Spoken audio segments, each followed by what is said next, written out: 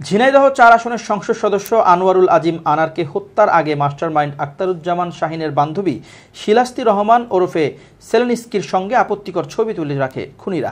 সেই ছবি ছড়িয়ে ঘটনাকে ভিন্ন খাতে নেওয়ার পরিকল্পনাও ছিল তাদের। এছাড়া হত্যার আগে সেই ফ্ল্যাটে ক্লোরোফর্ম ছড়িয়ে দিয়ে অচেতন করা হয় এমপি আনোয়ারুল আজিম আনারকে। তদন্ত সংশ্লিষ্ট সূত্রে এসব তথ্য মিলেছে। তবে এসব অস্বীকার করেছেন অভিযুক্ত শিলাস্তি রহমান। আদালতেও বলেন, আমি কিছুই জানি না। তদন্ত সংশ্লিষ্ট সূত্র জানায়, এমপি আনার হত্যার সময় কলকাতার সেই ফ্ল্যাটে ছিলেন শিলাস্তি রহমান। হত্যা মিশন সফল হওয়ার পর ঢাকায় ফিরে শাহিনের ফ্ল্যাটে পার্টিতেও অংশ নেন তিনি। তদন্ত সূত্র বলছে, এমপি আনার খুনের সময় শিলাস্তি কলকাতার নিউ টাউনে সঞ্জীবনী গার্ডেনে শাহিনের ভাড়া করা ফ্ল্যাটেই অবস্থান করছিলেন।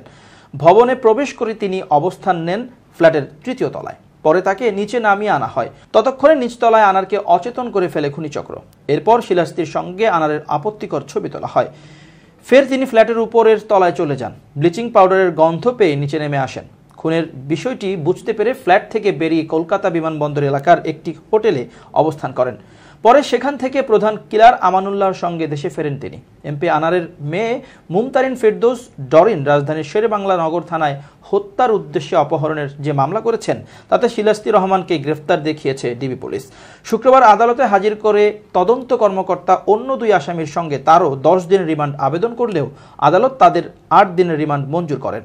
ডিবি সূত্র জানায়, 22 বছর বয়সী এই শিলাস্তি মডেল হতে চেয়েছিলেন।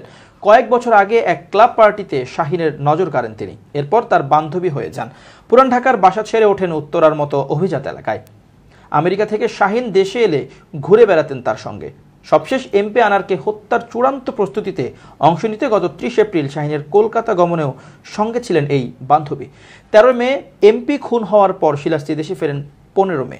শিলাস্তি গ্রামের বাড়ি টাঙ্গাইলের নাগরপুরে। তবে তিনি বড় হয়েছেন পুরান ঢাকায়। অবশ্য এখন থাকেন উত্তরা এলাকায়। তিনি ধনাঢ্য পরিবারের কেউ না হলেও তার চলনে বলনে আভিজাত্য থাকে সবসময়।